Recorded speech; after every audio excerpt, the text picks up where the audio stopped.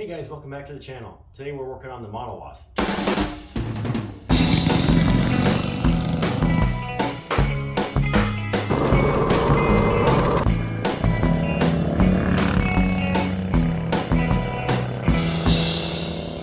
Okay, so you've been following the channel for a while. You know that my son and I built this cart back in 2016. This is the MonoWasp. This is a mashup of the MonoKart that Dennis Thomas built and a Marmon Wasp, which is that tail section, and then we gave it this World War II fighter plane motif, basically, as if it has an Allison V12 engine in it with those big cool pipes on it. And this is my grandfather's fighter squadron from World War II. He flew P-39s and P-38s, so the P-40 would have been flown in the same squadron, and in fact it was. They all shared the same engine, the Allison V12. So anyway, kind of interesting history on the design of this. Definitely a warbird theme. But we call it the MonoWasp. Anyway, I sold this 2 years ago to Sam Pillsbury at the Pillsbury Winery down in Wilcox. Sam is a great guy, and he got this kind of for his kid, and he's been enjoying it. In the last 2 years at the 24-hour race, this cart, I think both years has had some sort of problem. One year someone hit a pole and it bent the front axle, and then last year I think a tie rod broke. So anyway, I agreed to do a little bit of work on this to get it back in running condition and do a little bit of maintenance on it that needs done. But the first thing to tackle was the front suspension, which I've already taken apart and started work on, and I will show you what we've done. So the front axle, one of the arms was bent, twisted backwards, so we heated it up and put it back where it needs to be. I made new tie rods. These are heavier. These are 3/8 inch instead of 5/16, and it's getting new hardware. Nice new bolts for the tie rod ends. So new tie rod ends and new 3/8 inch rods. We did by just standard rod, and we threaded it using a tool. So this is 3/8 with a 24 pitch, which matches up with these tie rod ends. So the original U-bolts will be reused. The original VKC spindles are still in good shape. No problems with those. And then the spring purchase, I did modify these. These were just totally flat. I've added a bolt through the bottom, and then I cut it off to be flush with the spring.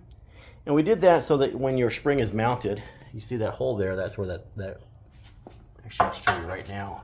That just comes up through here. And so when you mount your axle in here, it's not trying to slide back and forward. It's just going to be located right there in that same spot. And so it's much easier to locate your front axle when you install it on the cart. So that's the purpose of that. So they're just tacked on the backside. That's not going anywhere. So we're going to get this reassembled and try to figure out why we're bending and breaking tie rods. I think I've got an idea of what was causing that, so we'll try to come up with a fix for that as well. But here's some exciting news. Our buddy Mark Parnell at Renegade CycleKarts is going to let us run a special on his springs. This is December 2022. For the next little while, you're going to get 20% off. So I'll give you that discount code at the end of the video, so stick around. All right. What the hell just happened? Jesus. All right.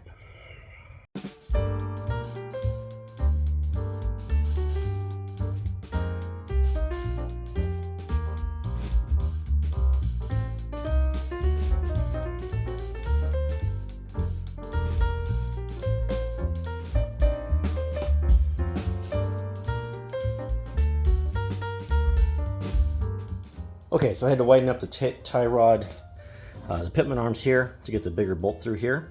So I got that done. And the next thing was I had to get the arms exactly the right length, which I have now. I had to shorten them a little bit. What I'm finding is if you have this tie rod end right on top of the arm here for the spindle, there's very little movement here.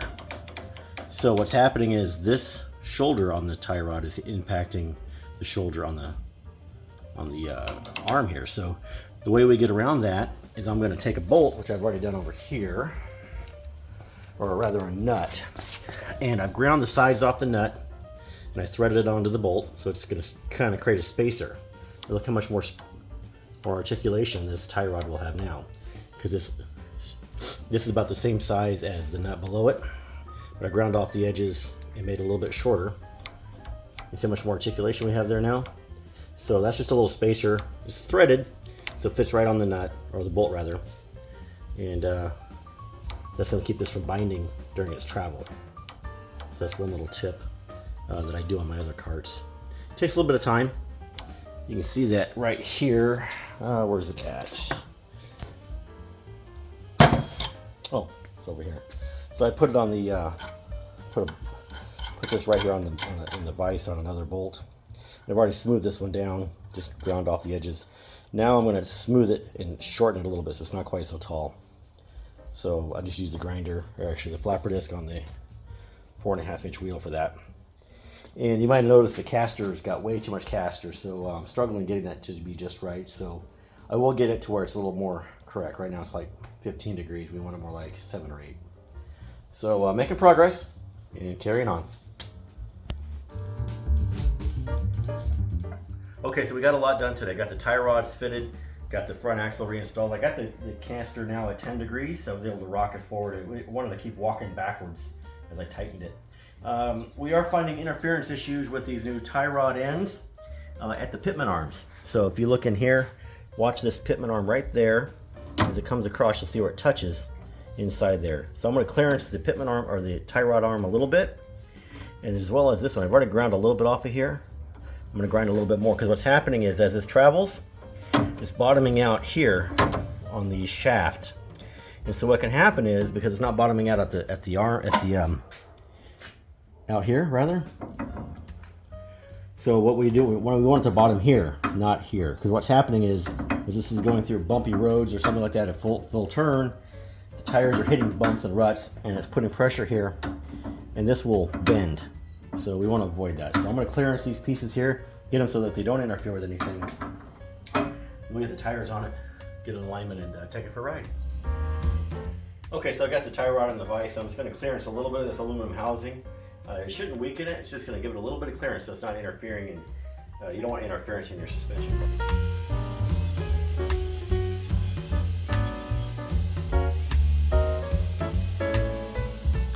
Okay, so I came to the realization that grinding on these much more was going to be a problem. I didn't want to take too much more material off. So I decided the easiest thing to do was going to be put the spacer on our arm by itself. So there was a line there already where it was touching, and kind of you see the shadow of it right there. So I just welded 2 washers on here, and I tested it earlier. That gives us plenty of clearance. It stops it from the tie rod arms from bottoming out or torquing or twisting or whatever. So we want it to bottom out on the arm, not on the rod. So making progress. I'll clean this up. We'll squirt a little paint on it and put this thing back tomorrow. Cool. Okay, so we got this spindle remounted on the cart, and you can see those little round circles.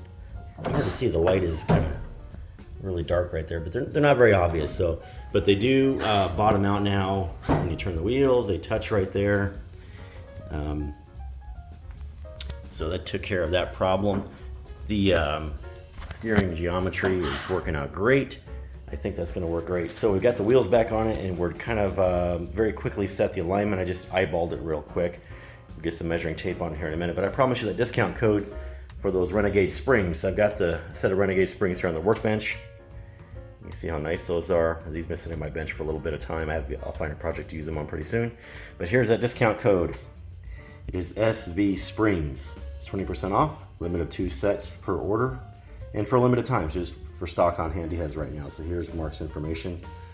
Check out his website, and there should be a spot on there when you check out to use that discount code. So SV Springs. And while we're plugging stuff, I'll remind you guys, we also have an Etsy page where we sell t-shirts. My son designs these t-shirts and sells them. I think they're 20, 25 bucks, something like that, plus shipping. Anyway, there's some plugs, and we also, of course, have our Amazon page. Okay, guys, setting the alignment on these things can be a little bit frustrating. On this particular cart, because the tires are angled out at the bottom, in other words, they're kind of unlevel. That's just how the frame is made. Maybe it was bent or something. So the wheels aren't perfectly perpendicular, so you have to measure at the same spot on the tire. So I've got these jack stands set up here, and I'm measuring using the center part of the tire, this little line that's in these tires. Some other tires may not have that line, so just do the best you can with your tires. The goal is to get about 1/4 inch to 1/2 inch of toe in. That's how I like to set them up. Some guys like toe out. Just your preference. I'm setting this up to drive straight and easy, because this is going to have amateur drivers driving it, mostly young kids. So, and the way to do that, because these tires are angled, if I measure up where I can get my tape measure across the top of the body line, It's a different measurement than what's down there. So I measured the body, how wide it is here, and then we set this other yardstick up here, and we just simply add this 13.5 on the other side, and the body is 11 inches wide here. So I made a little diagram to show you what we actually have here. So the body's 11 inches. I got 13.5 on each side to that center of the tread. That's 38 inches. And I got 37.75 at the front. When I measure from that part of the tread, the very center, all the way across to the other side of the tread, oops, sorry, is 37.75 to the, I'm going to the inside edge. So that's how I'm doing that. Some guys use tape measures. I've used tape measures in the past. But my other carts, the tires are straight up and down. This one, I'm not sure why. They're maybe because of all the accidents this has had. This axle's been bent a little bit, and now we've got camber. I guess a positive or negative camber. I'm not sure. It always confuses me a little bit. But yeah, so that's all set up, ready to go. Take it for a test drive here in a bit. Okay, before we go on that test drive, there's one other thing I want to address. I noticed when we put the wheels back on this the other day that this hub a little bit loose. Got a little play in it.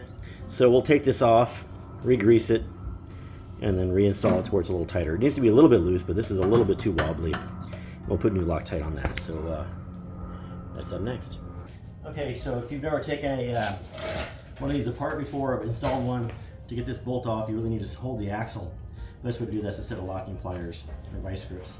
You'll need a 1 1/16 inch wrench or socket, but in this case I have a wrench. Take this thing off of here. This is an eye-lock nut, so it holds on pretty good, but some blue Loctite always helps. Not a bad idea to replace these if you take them off a lot. That eye-lock plastic will just wear out.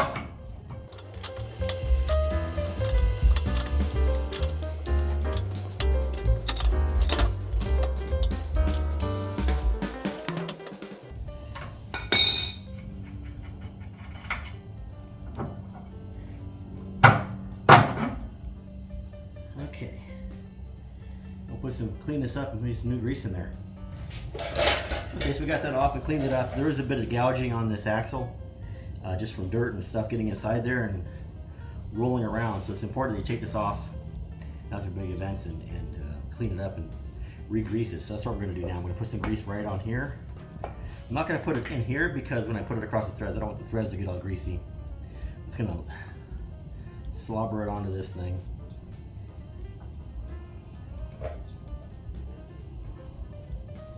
If you kind of fill that with grease, it kind of maybe prevents dirt or stuff from getting in there. This is mostly being run in that vineyard, which is really, really dirty. If you're mostly running on the street or a paved course or pavement, this probably doesn't get nearly as much wear and tear. I'm going to put a lot of grease on there just to keep it from gouging any further and completely ruining the axle. Okay. If it gets too sloppy, your wheel will wobble quite a bit. Okay, so slide this back on. Okay, so we'll put a little bit of blue Loctite on the threads.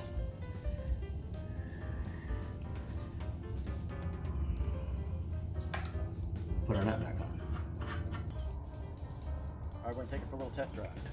Yes, we will.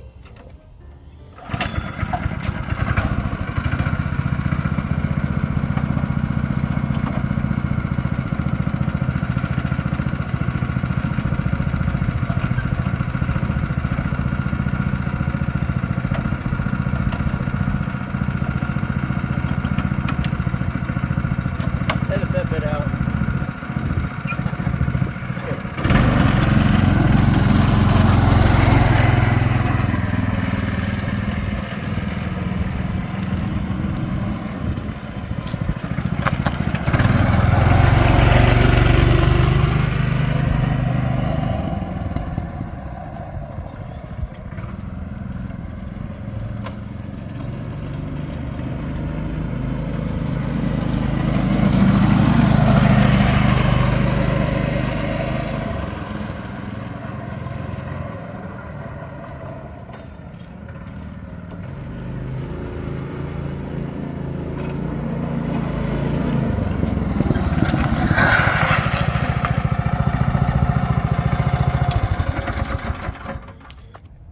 I think we got this thing steering pretty good. Okay guys, hey, thanks for watching these videos. I appreciate it. But before I go, I want to let you know what the tire pressure are on. Some guys ask this question a lot. So on pavement, I like to run 15 to 20 pounds in the front, 30 to 35 in the back. On dirt, again, about 10 or 15 in the front. We've lowered a little bit to get so it absorbs some of the roughness.